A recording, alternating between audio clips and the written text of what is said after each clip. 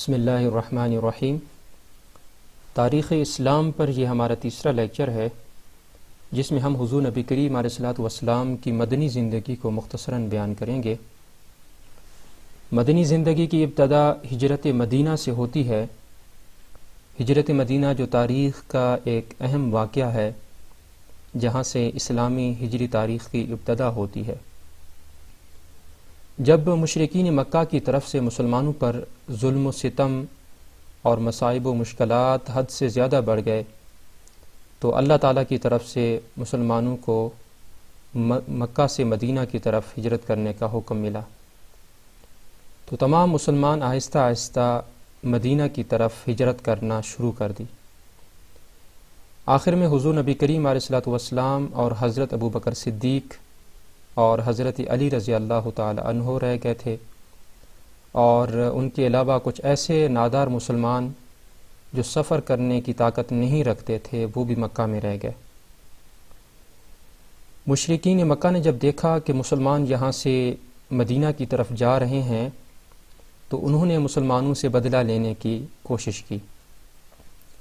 انہوں نے دارالندوہ میں ایک اجلاس بلایا، اور اس میں یہ فیصلہ کیا گیا کہ کس طرح مسلمانوں سے بدلہ لیا جائے، جس میں کچھ سرداروں نے یہ مشورہ دیا کہ نبی کریم علیہ الصلوۃ والسلام کو قید کیا جائے۔ کچھ سرداروں کی رائے یہ تھی کہ آپ کو جلا وطن کر دیا جائے، اور آخر میں ابو جہل نے یہ تجویز پیش کی کہ معاذ اللہ نبی کریم علیہ الصلوۃ والسلام کو قتل کر دیا جائے۔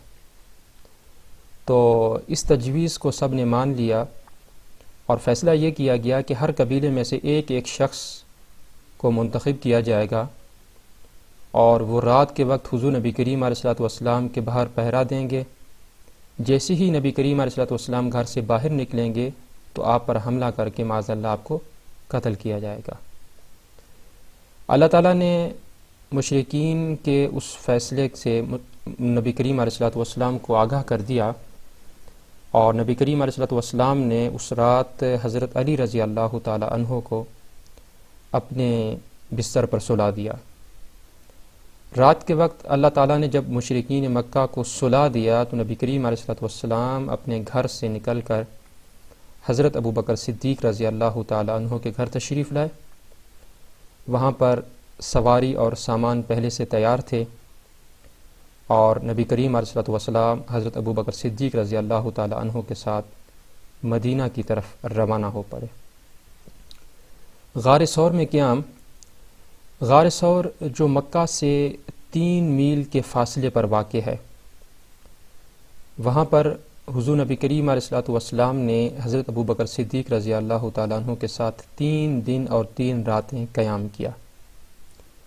تو اس دوران حضرت ابو بکر صدیق رضی اللہ تعالی عنہ کے صاحبزادے حضرت عبداللہ مکہ کے تمام حالات سے آگاہ کرتے رہتے تھے، اور حضرت ابو بکر صدیق رضی اللہ تعالی عنہ کے غلام روزانہ کھانے پینے کا سامان پہنچایا کرتے تھے۔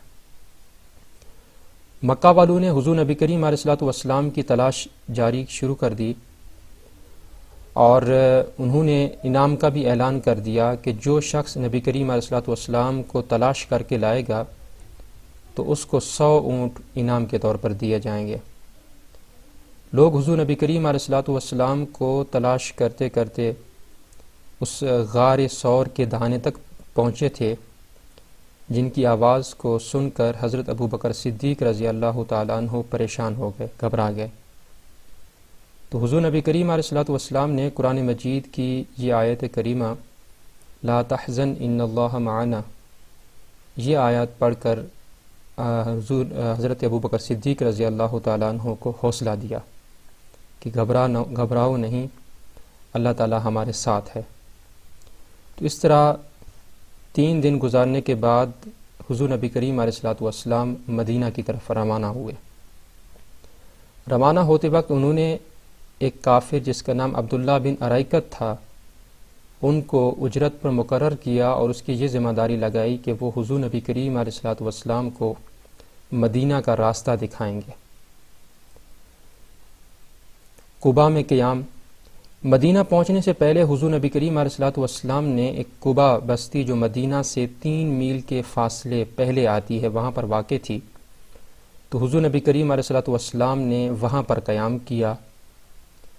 وہاں حضور نبی کریم علیہ الصلوۃ والسلام نے 14 دن قیام کیا۔ تو ان 14 دنوں کے دوران حضور نبی کریم علیہ الصلوۃ والسلام نے وہاں پر ایک چھوٹی مسجد جس کو مسجد قباء کہا جاتا ہے اس کی تعمیر شروع کی، اس کی بنیاد رکھی، اور یہ مسجد اسلام کی سب سے پہلی مسجد بھی اس کو کہا جاتا ہے، جس کا ذکر قرآن مجید میں بھی آیا ہے کہ لَمَسْجِدٌ أُسِّسَ عَلَى التَّقْوَىٰ، یعنی کہ وہ مسجد جس کی بنیاد پہلے دن سے تقویٰ پر رکھی گئی ہے۔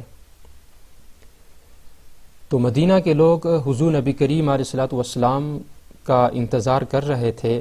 حضور نبی کریم علیہ الصلوۃ والسلام نے قباء سے مدینہ کی طرف روانہ ہوئے تو راستے میں بنو سالم کا قبیلہ آتا ہے، جہاں پر حضور نبی کریم علیہ الصلوۃ والسلام نے نماز جمعہ ادا فرمائی اور مدینہ کی طرف روانہ ہو گئے۔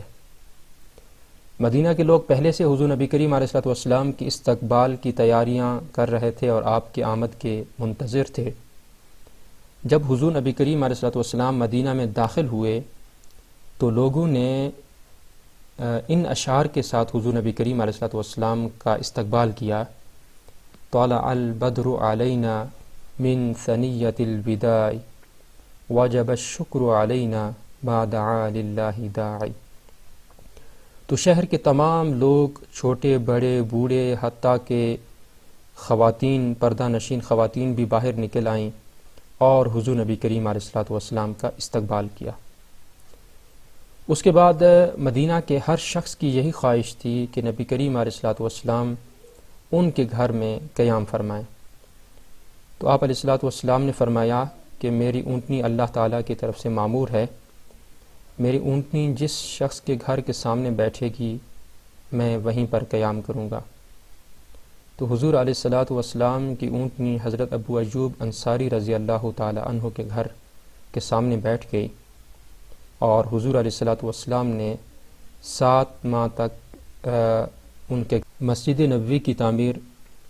مدینہ میں قیام کے دوران حضور نبی کریم علیہ الصلوۃ والسلام نے سب سے پہلے مسجد نبوی کی تعمیر شروع کی، جس میں حضور علیہ الصلوۃ والسلام نے خود بھی شرکت کی اور تمام صحابہ کرام نے بھی تعمیر میں شرکت کی۔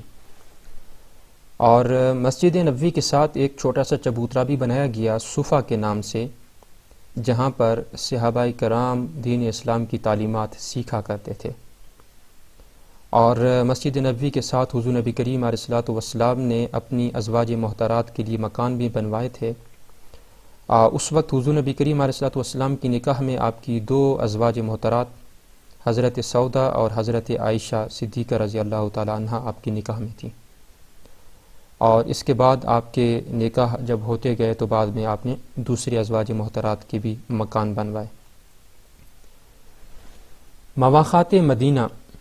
مواخات مدینہ سے مراد ہے کہ مدینہ کے لوگوں میں بھائی چارہ پیدا کرنا۔ جب مہاجرین مکہ سے ہجرت کر کے مدینہ تشریف لائے تو وہ اپنا تمام سامان مکہ میں چھوڑ آئے تھے۔ مدینہ میں ان کے رہنے کے لیے نہ تو مکان تھے، نہ کھانے پینے کا سامان تھا، نہ ان کا کوئی تجارت تھی، نہ ان کی زمین تھی، نہ ان کی جائیداد تھی۔ تو وہ معاشی حوالے سے بہت کمزور تھے اور بہت پریشانی کی حالت میں تھے۔ حضور نبی کریم علیہ الصلوۃ والسلام نے ان کو معاشی حوالے سے مستحکم اور پائیدار بنانے کے لیے مواخات مدینہ قائم کیا، جس میں انصار اور مہاجرین کو جمع کر کے ایک انصار اور ایک مہاجر کو بھائی بھائی بنا دیا، جس کا مطلب یہ تھا کہ انصار مہاجرین مسلمانوں کی ہر لحاظ سے مدد کریں گے، ان کے کھانے پینے کے حوالے سے بھی، ان کے کاروبار میں بھی، ان جن کے گھر نہیں ہیں ان کو گھر فراہم کریں گے۔ تو انصار نے اس طرح بڑھ چڑھ کے مسلمانوں کی مدد کی ہے کہ وہ چند ہی عرصے میں مہاجرین اپنے پاؤں پر کھڑے ہونے کے قابل ہو گئے۔ اس طرح مسلمان جو ہے اندرونی طور پر طاقتور بن گئے، اور ان کا اندرونی جو ایک مسئلہ تھا وہ مواخات مدینہ کی وجہ سے حل ہو گیا۔ میثاق مدینہ، حضور نبی کریم علیہ الصلوۃ والسلام نے مدینہ میں رہنے والے جو دو بڑی اقوام تھی، ایک مسلمان اور ایک یہود، یہودیوں کے 3 قبیلے تھے مدینہ میں، بنو قینقاع، بنو نذیر اور بنو قریظہ، اور مسلمانوں کے 2 قبائل جس میں اوس اور خزرج شامل تھے۔ ان کے درمیان آپ نے ایک تاریخی معاہدہ کروایا ہے، جو تاریخ کا سب سے پہلا، جس کو معاہدہ بھی کہا جاتا ہے، جو تحریری طور پر لکھا گیا تھا۔ اس معاہدے کی کچھ دفعات یہ ہیں کہ خون بہا اور فدیہ کا جو طریقہ پہلے سے چلا آ رہا ہے وہی قائم رہے گا، مسلمانوں کو اور یہودیوں کو مذہبی آزادی حاصل ہوگی اور وہ آپس میں دوستانہ تعلقات رکھیں گے۔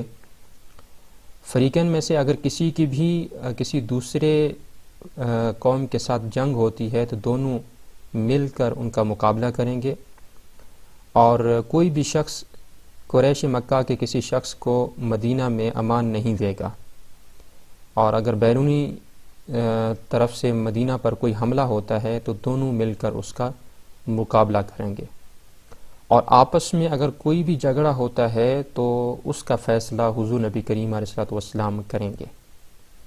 تو یہاں سے ایک اسلامی ریاست، جس کو ریاست مدینہ کہا جاتا ہے، اس کی بنیاد پڑ گئی میثاق مدینہ سے۔ تو پہلی ہجری کے یہ واقعات تھے۔ دوسری ہجری جیسے ہی شروع ہوئی تو دوسری ہجری میں روزہ فرض ہوا، زکوٰۃ فرض ہوئی اور جہاد فرض ہوا۔ تو جہاد فرض ہونے کے بعد جو پہلا غزوہ ہوا، بہت سارے غزوات ہوئے جس میں سے ہم مشہور غزوات کا مختصر ذکر کریں گے۔